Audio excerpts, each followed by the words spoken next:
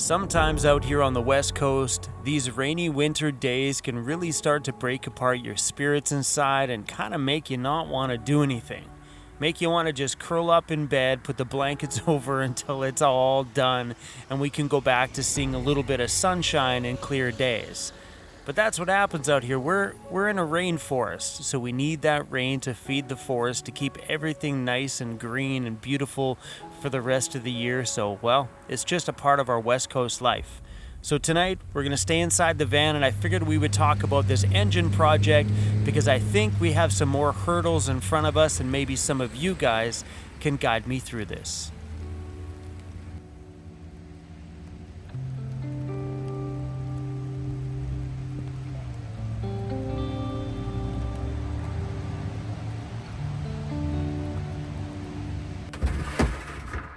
Oh, it's full of water, buddy.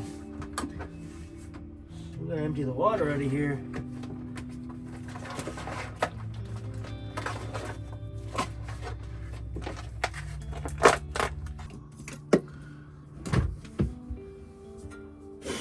All right, sir.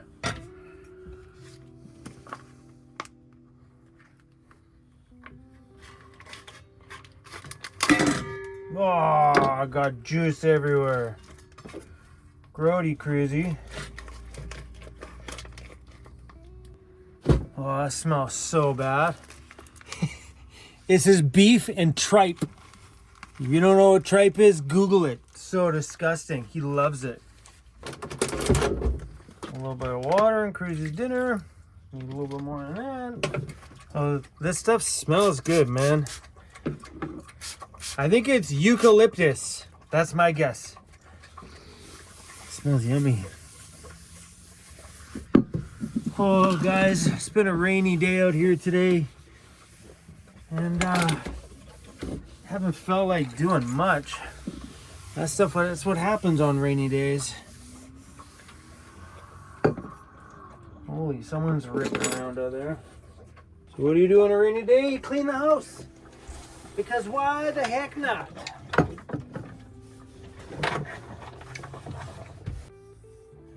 All right, Cruzy's done dinner. Ah, right on a paper towel. All right, Cruzy, bring me your face. Should shut those back ones so people back here don't peep on me when I'm sleeping. Oh, there's a car behind me. See, I don't want that car looking at me. Yeah, I don't mind the curtain system in here. They left a little notch down here in the wood, so you can tuck it back in the corner here. Has a little tie off back there, so you can tie the curtain. Yeah, fold her shut. Center stop. That's it. Yeah, during the day I tuck it behind the corner because it looks nice when you're driving from behind and the curtain's kind of curved sideways. Also looks good from the inside too. Watch out, Chromie's into the beers. Hey, you know what's coming. You know what's coming. Root beer. I don't know, I find that joke funny these days.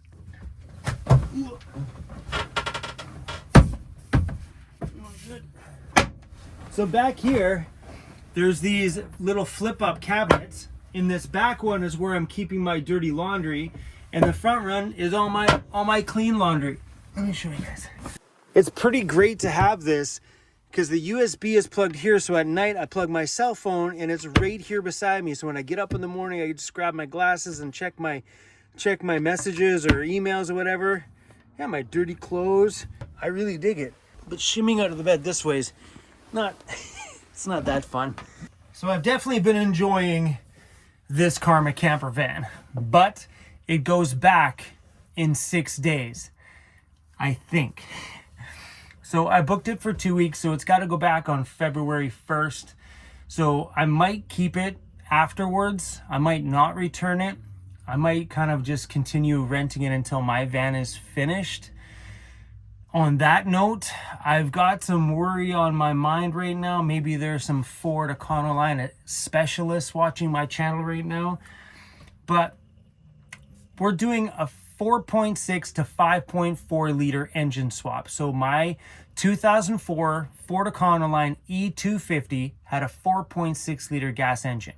We are upgrading to the 5.4 liter gas engine. and some of the parts haven't been able to swap over, and we're just slowly navigating our way through that. That's where a lot of these delays are coming from. We're just trying to figure out, because, you know, Lauren's never done anything like this. I've never done anything like this. But I have this big fear that there's more to it than what we have. So does anybody know, do we have to change the computer? Does the wiring harness need to be changed? Does the dash cluster need to be changed? Because when I read online, there's so many mixed things from people saying, oh yeah, this should be a straight over easy swap, maybe a little bit of tuning, good to go.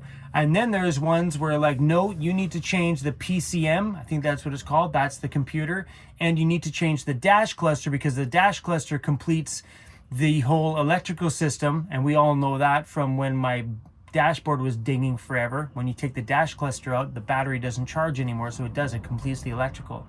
So I also heard you need to change the PCM, the dash cluster, and the entire wiring harness, where the guys in Ford down there say that it should be good. The 5.4 liter engine should read on the 4.6 PCM, and it may need some little bit of tuning at Ford, but other than that, you should be good to go. But there's more and more and more things I read online. Sometimes when you go down that rabbit hole on the internet, it just makes you confused. So I'm worried that Lauren comes all the way back out here again, and there's more to it.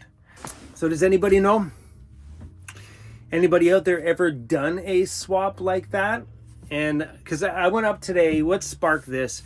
When I went up to the Ford dealership local to us here, and I picked up some parts and stuff that we needed, and I asked them, I was like, hey, has anybody in the service department got time? I want to talk to them about something. So I asked them about this whole swap thing, and the guy over here was like, that's a bad idea.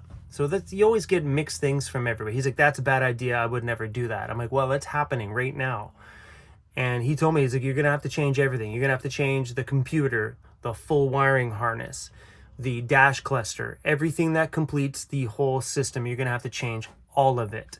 Because I just wanted to ask him, if I were to bring it in to get just checked on the computer, like I was told from the guys in the States, like, you know, like, what does that involve? And the guy's like, yeah, it's gonna take more than just running it on the computer. You're gonna need a whole new revamp of your van. Because when you plug that 5.4 liter into your 4.6 PCM, it's going to treat your 5.4 like it's a 4.6 when it's not.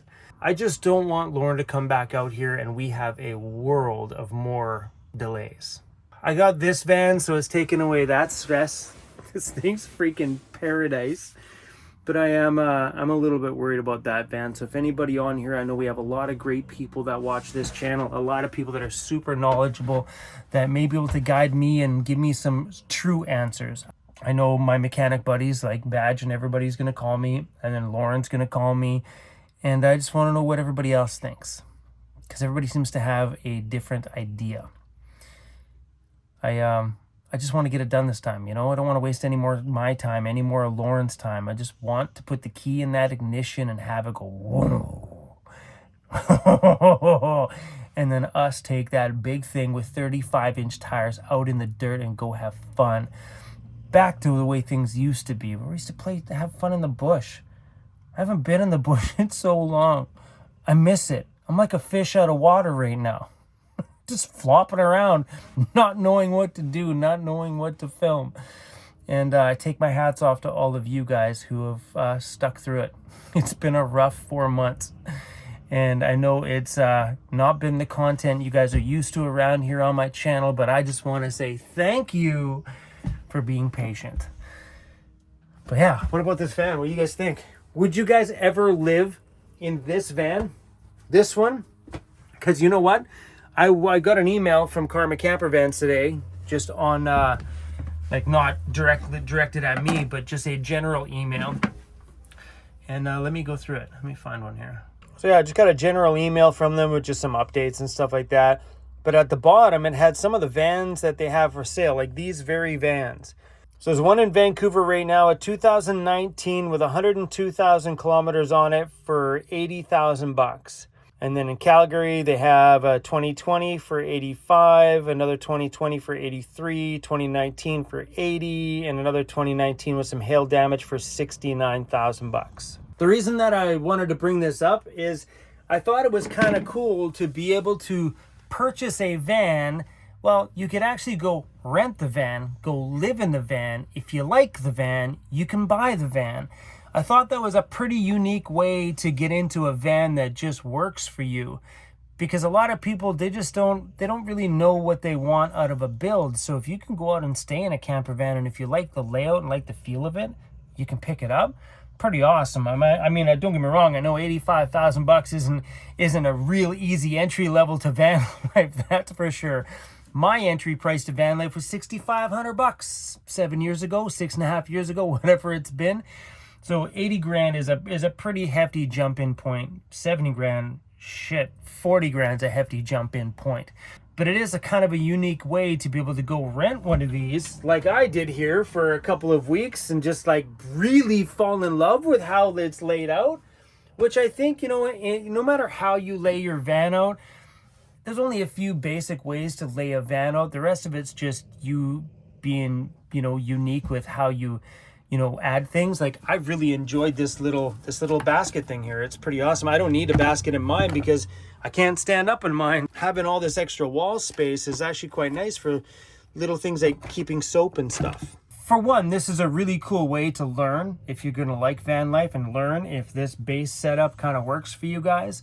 So maybe go out and rent a camper van, whether it be one of these ones or from some of the other different companies out there, because I'm pretty sure they all build them a little bit different. And find the layout that works for you instead of like building first and making a mistake.